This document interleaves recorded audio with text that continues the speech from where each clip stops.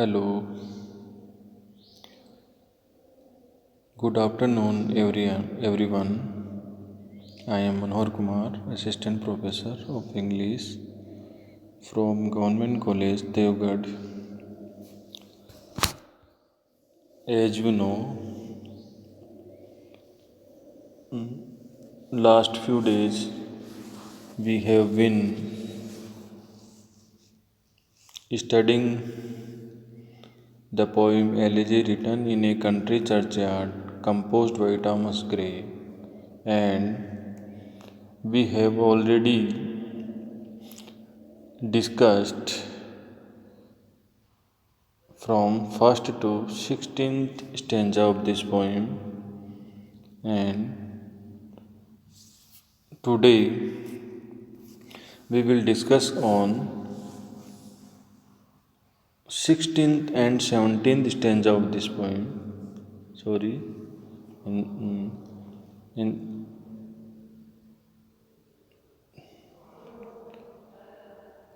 and as you know, this poem is long poem and very important for BA second year students of English literature. And Thomas Gray was a obscure and very typical poet. So we have to take serious and this poem. The Elegy is one of the greatest elegies of English literature.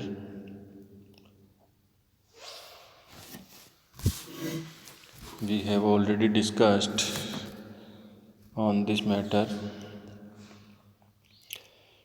Now let us start the poem, 16th stanza of this poem. The approach of listening synads to command. The approach means praise, appreciation of listening synads. Synod means parliaments. The threads of pain and ruin to despise, to scatter plenty over a smiling land, and read their history in a nation's eyes. As you know, like the previous stanzas of this poem, in this stanza also the poet describe the lack of opportunity and extreme poverty of the liveried poor forefathers.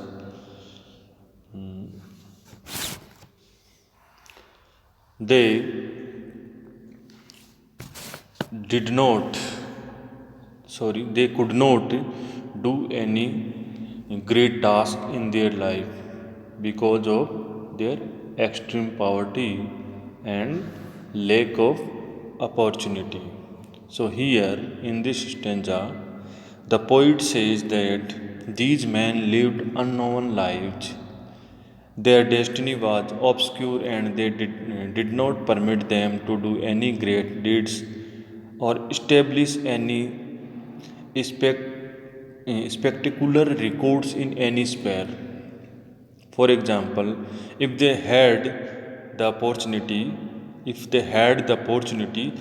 some of them might have become great politicians and statesmen. Some of liveried poor forefathers might have become great politicians and statesmen if they had opportunity. In that case, they would have addressed parliament if they had the opportunity to become politicians or statesmen. In that case, they would have addressed parliament, parliaments and won loud appreciation for their oratory. If they had opportunity to become politicians, they would have addressed parliaments and won loud appreciation from their oratory. They would have treated with scorn challenges from enemies. If they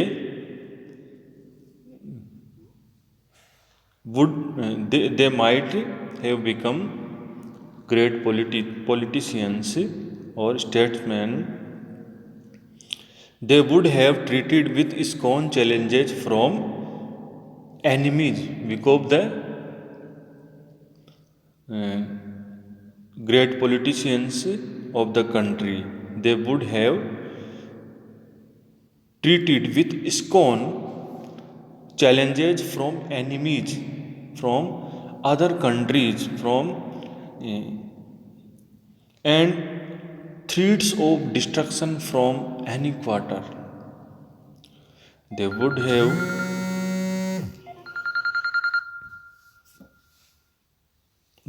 have worked for the peace, happiness, and prosperity of their country, and their efforts in this direction would have been reflected in the book look of contentment and joy in the eyes of the nation. They lived and died unknown, but they lived and died unknown. Their talent and abilities remained dormant and undeveloped. So, the poet says, if these poor peoples, if liveried forefathers had the opportunity, they might have become great politicians and great statesmen, and they might have treated from the enemies, they might have treated with scorn challenges from enemies and threats of destruction from enemies, and they would have worked for the peace and happiness and prosperity of the country. So, but they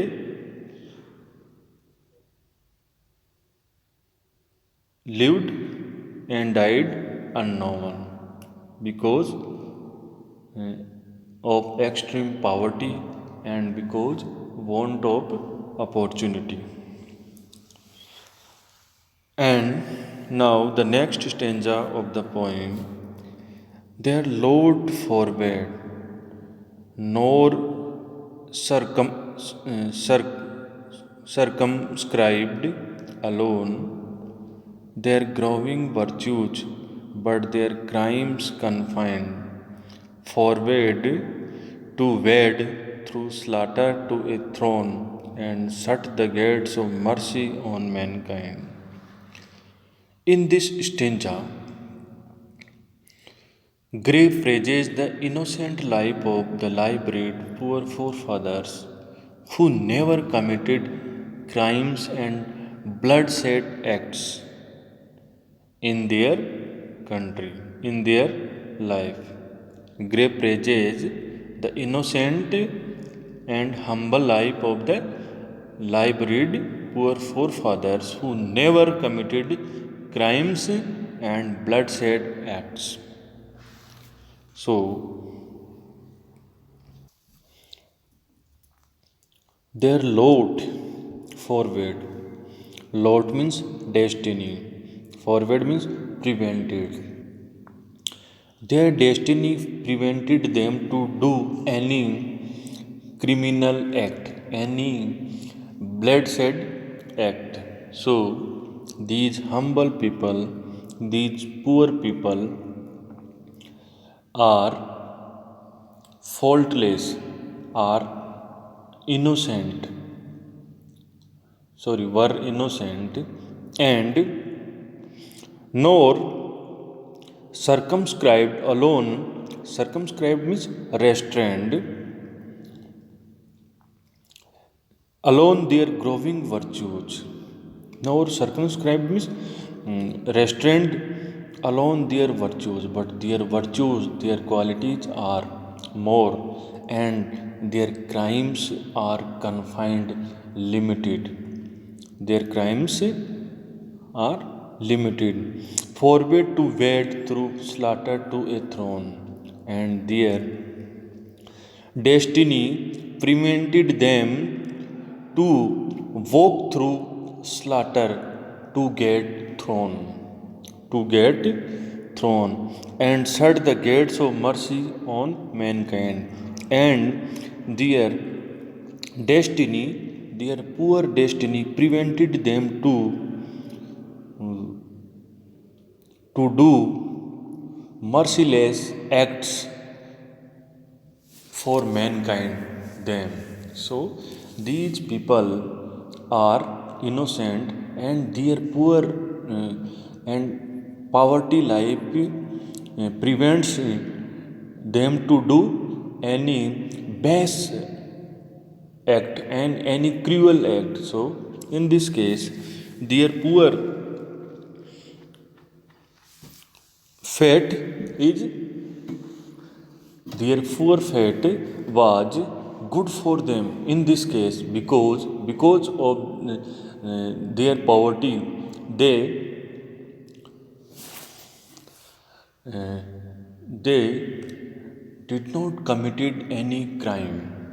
So here the poet says the obscure destiny of these humble people limited not only the growth of their virtues, but also the nature and extent of their crimes. Not only did they lack opportunities for the exercise and development of their natural abilities and gifts, but they had no occasion to do any wrongs to their nation or to the world. Thus, their humble destiny had its good side also. It prevented them from committing violence or fighting war or inflicting cruelties on mankind in order to establish empire. It was not possible for them to become tyrants and to cause bloodshed in order to gain a crown because of their poverty. Thus, the sphere of their life was too narrow either to allow any great and noble deeds or to permit any crimes and cruelties. So, their poverty prevents them to do any great work as well as to do any cruel work for mankind. So there are uh, many drawbacks as well as merits of poor their poor life. So the poet here praises the innocent life of the lived poor forefathers who never committed crimes and bloodshed acts in their life. So it was your 17th stanza of this poem, and in our next lesson we will discuss on 18th and 19th stanza of this poem. Thank you for today.